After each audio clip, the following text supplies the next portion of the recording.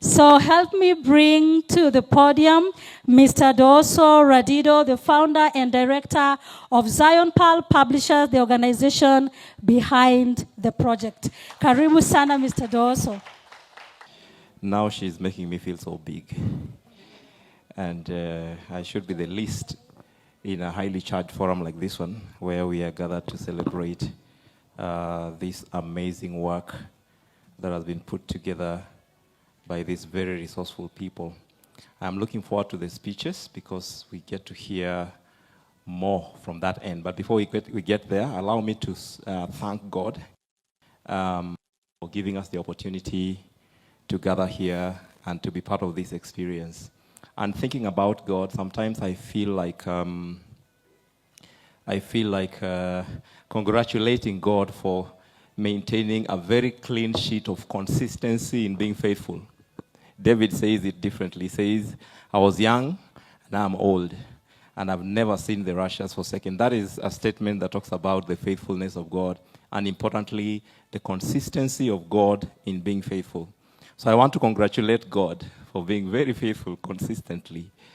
Having said that, I also want to thank all of you for making time to come. This is a huge statement of trust. You know, when we were telling you that there is something like this, there was nothing else to show that it is actually there except coming in and experiencing it. So it took your faith and your risk to come all the way to this place, and you actually adorned yourself as if you're coming to have a good experience. So all that is just faith. You believed in our word and you came, and we are glad that you are here. This room is smelling real nice, and I know all this good smell is brought in by yourselves. So you're a part of this. And the color is beautiful. You're all looking lovely, and we are very, very grateful that you came. I'm going to give us a brief about what this project is about, and then I'll get out of the way so that we can get to experience what the authors, what the ladies have in store for us today, because we know there is so much that they have brought in the house today for us. So we took the risk. Is part of a project, a bigger project that we are doing that is aiming at shining a spotlight on women and women leaders specifically, with the aim of providing useful value to the ongoing conversation about the involvement of women in leadership. In the corporate space, they call it what is the name? Inclusion. They call it inclusion. But I like calling it the involvement of women, because when I say it that way, it allows me to appreciate the totality of who they are. Because if you, when looking at them, it is actually more than gender. Women are just more than the female gender. There is a lot of good stuff inside there that somebody has to wear the right lenses to be able to see and appreciate. So through this particular book, we wanted to explore the value of risk-taking and why women should embrace it as a strategy. We live in a part of the world where the position of a woman or the women have been treated to a very unique kind of life experience. It is very okay for me to say, as a man, that though we live in the same space, men and women, we experience life differently. That is so true in Africa. I don't know about other parts of the world, but here we are experiencing life differently. And traditionally, those of you who have a bit of history, women were just there to be seen. And some communities made it even worse. They counted them among, children and livestock and property. It was very interesting. But over time, there has been a growing enlightenment within our space where we are beginning to see that actually there is more inside these people that we can tap into as a resource. While that was going on, it was having an effect on the women themselves. And this would show in the way women see themselves, the way women deploy themselves around the issues of life, and what women do. So that from that perspective, we have what has strongly been going on in what is being referred to as the gender roles.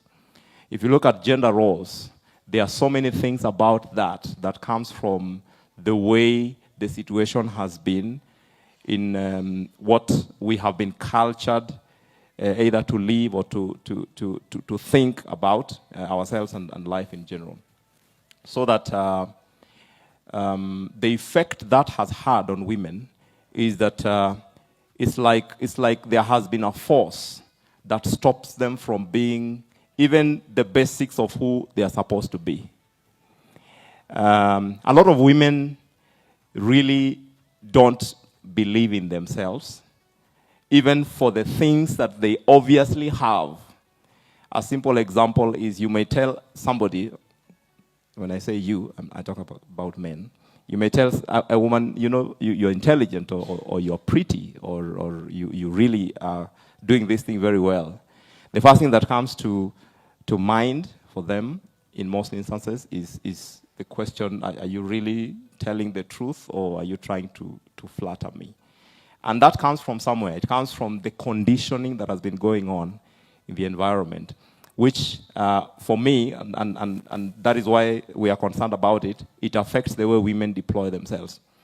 And I say this because at the point where the rubber meets the road, somebody must take action.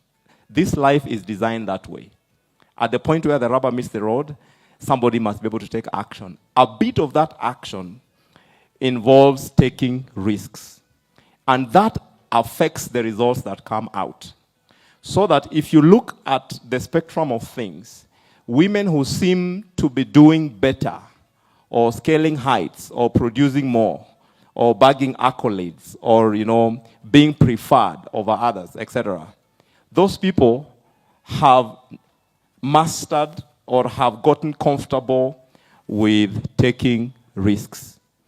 And where we are headed as a people, generally in the world we are living in is moving very fast.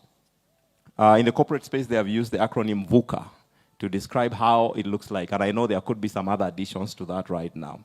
So that the speed of things is increasing by the day. And those who are mastering the competence to be able to act strategically, to assess the situation fast, to deploy themselves when everything is not yet clear, are actually gaining more than those who are not doing that. While that is happening to all of us, it is also happening to the women. So that those who have embraced the strategy of risk-taking, when it doesn't feel comfortable, when it is not very clear, or when it is not even within your domain of things that you would find yourself doing, those who are doing things in that space are actually doing better than the others. And this is not to say that it doesn't involve losses or pain. It does, because that is how risk looks like. A bit of it is pleasurable, a bit of it is painful, but eventually it produces good returns. So that in this project, we are interested in demonstrating the value of risk-taking with the aim of repositioning the conversation about risk-taking from being perceived as bad to being perceived as good. We are actually interested in de-risking risk-taking so that more and more women can embrace it, because that, in our opinion, is one of the keys that should open major doors for women. Because if we create a conducive environment for you, and we create the positions for you, and we make the constitution with clauses for you, and come up with all those programs for you, if you refuse to jump off the cliff, then those things will never produce any good value for you. And so, while we are working on the things outside here, somebody should be working on the things inside there. And one of those things is the ability to see risk-taking as a good thing and to build the necessary competencies that are needed for somebody who is aiming to be functional and productive in a world that we live in today. When you get the opportunity to read the book, and I know some of you have already read the book, you will actually see some of those insights that are shared inside there. There is a chapter that has been done by I'm forgetting your name. Remind me your name. Beatrice. I like the way Beatrice is concluding her chapter.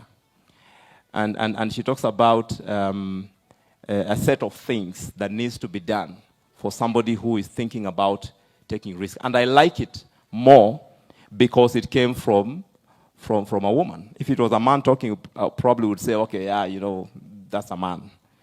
But when it is being discussed and explained the way she has done it, I like it. So when you read that book, please go to her chapter and see how she has concluded it. I love it. I love it.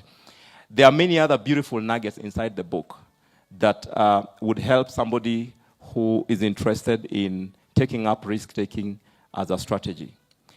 In the very end, we are hoping that through this project and through the conversations that will ensue, we should be able to shift the mindset of both the women and the people who are working with women in the corporate spaces, in the community, in government, to be able to see risk-taking as a valuable thing and to be able to support it, to recognize it, and even to reward it. And as I said earlier, sometimes it will produce pain, and sometimes it will produce good profit. But eventually, the muscles that build out of that is something that we can use in facing the world that we are living in.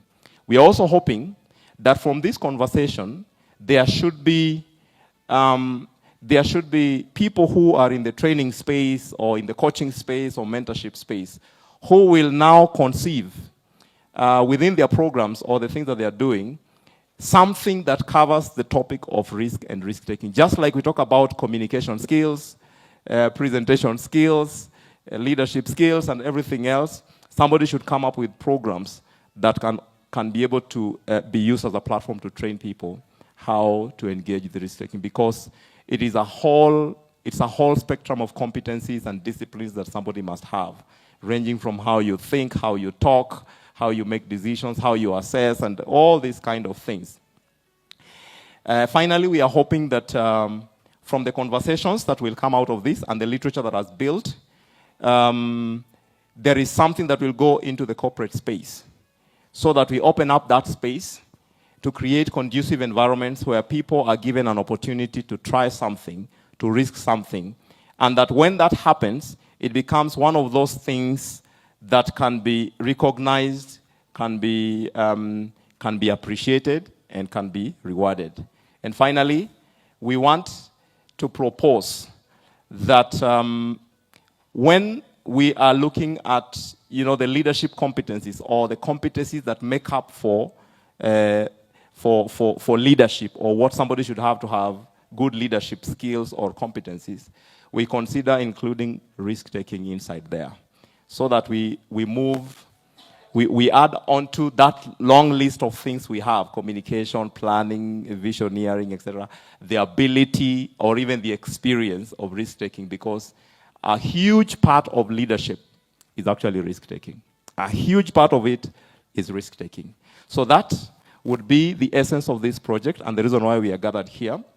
And so as we sit there and we listen to the conversations and the speeches that will be given here, I want you to be very keen to walk out of this place with something. And I am so lucky today because I'm not the one who's going to talk about this thing. They will talk about it themselves, so that we hear it from the horse's mouth. And while you're talking, feel free to use your examples, the examples of your life. Where it was painful, feel free to tell us the truth. And where it was profitable, also feel free to tell us the truth. Because while you're talking, we're also assessing how are we going to plug into risk-taking, because we want to see where we are starting from. There are some of us who are bolder than others. We don't mind starting from the sharp end. But there are some of us who would be a little bit more careful. We want to start from the softer end. So feel free to share with us all that you can, because we have come to learn from you, and we've come to be inspired by you. And while you'll be speaking, we will be cheering you on. I want to promise you that by the time you're coming to the end of the day, you all will have learned something. And be keen, please, to learn something so that you walk out of this place with something. And you will be inspired, you will be challenged. Some of you will come out of this place with so many admirers because of what they will hear from you. And some of you will actually connect with them and get an opportunity to have a one-on-one with them. I invite you to enjoy yourself, enjoy every moment, enjoy every speech, and enjoy every session. God bless you so much, and have yourself a lovely time. Let's put our hands together for Mr. Dooso.